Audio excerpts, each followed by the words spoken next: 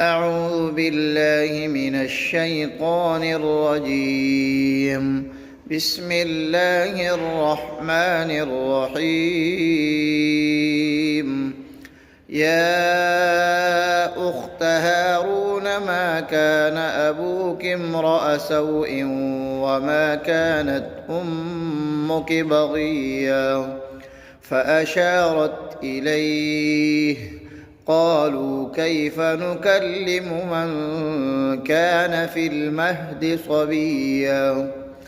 قال إني عبد الله آتاني الكتاب وجعلني نبيا وجعلني مباركا أينما كنت وأوصاني بالصلاة والزكاة ما دمت حيا.